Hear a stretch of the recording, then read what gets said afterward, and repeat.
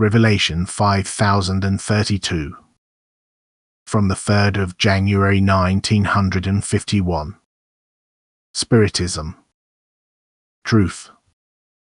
Error.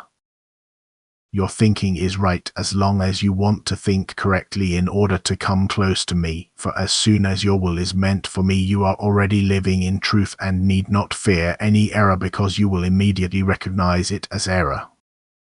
Anyone who fully consciously hands himself over to my guidance can also be certain that I will guide him correctly, thus never to the detriment of his soul. However, spiritual progress also includes the right knowledge, that is, the ability to make a right judgment.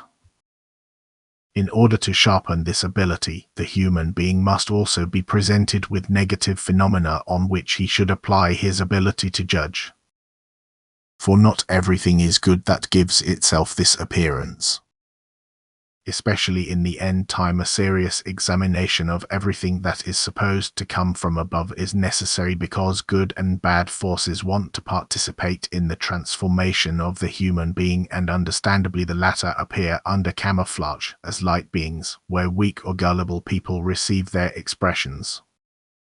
But these weak people are always joined by good people of strong faith who have a special feeling for the influxes from below and thus reduce, if not eliminate, the effect of the opposing force.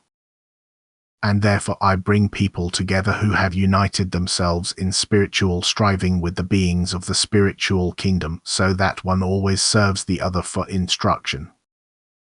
Yet I promise my fullest protection against the forces of darkness to every person who desires me.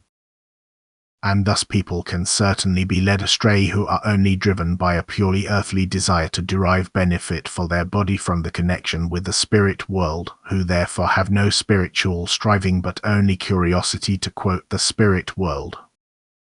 For they will also hear enough of powerful error without being able to protect themselves against it, for only the human being's innermost attitude, the striving towards me, guarantees protection.